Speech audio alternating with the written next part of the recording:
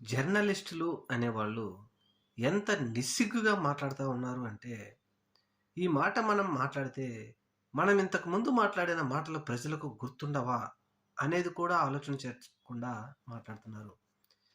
ఈ విధంగా యెల్లో మీడియాలో ముఖ్యంగా వెంకటకృష్ణ గారు ఏం మాట్లాడుతున్నారంటే, ఈ ప్రభుత్వం అప్పు చేస్తా ఉంది. అప్పు చేసి డబ్బులు తెచ్చి ప్రజలకు మంచి చేస్తా ఉంది. అప్పు చేస్తే తప్పేమిటి? అప్పు చేయకపోతే రాష్ట్రం ఎలా ముందుకు తీసుకెళ్తారు చంద్రబాబు నాయుడు గారు? అప్పు ఖచ్చితంగా చేయాల్సిందే. ఇది ప్రజలందరూ తెలుసుకోవాలి. అప్పు చేస్తే ఎందుకు మీకు బాధ అని చెప్తా ఉన్న వెంకటకృష్ణ గారు నిస్సిగ్గుగా మాజీ ముఖ్యమంత్రి వైఎస్ఆర్‌సీపీ పార్టీ అధినేత వైఎస్ జగన్మోహన్ రెడ్డి గారి మీద అప్పుడు మీరు చేసిన వ్యాఖ్యలేంటి? జగన్మోహన్ రెడ్డి గారు ఒక ₹1,00,000 అప్పు చేస్తే 15,00,00,000 అప్పని, అసలు అప్పనేది చేయకుండానే రాష్ట్రాన్ని మేము ముందుకు తీసుకెళ్తాం. సంపద సృష్టిస్తాం.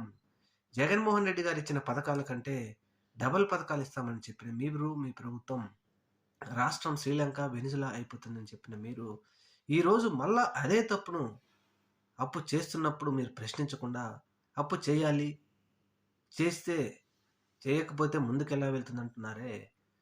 మరి జగన్మోహన్ రెడ్డి గారు చేసినప్పుడు తప్పని ఎందుకన్నారు? ఇప్పుడు మళ్ళా చంద్రబాబు నాయుడు అంటే, ఈ యెల్లో మీడియా ఏ విధంగా అధికార పార్టీకి వంత పాడుతుందో ఇప్పటికైనా ప్రజలు తెలుసుకోవాలి.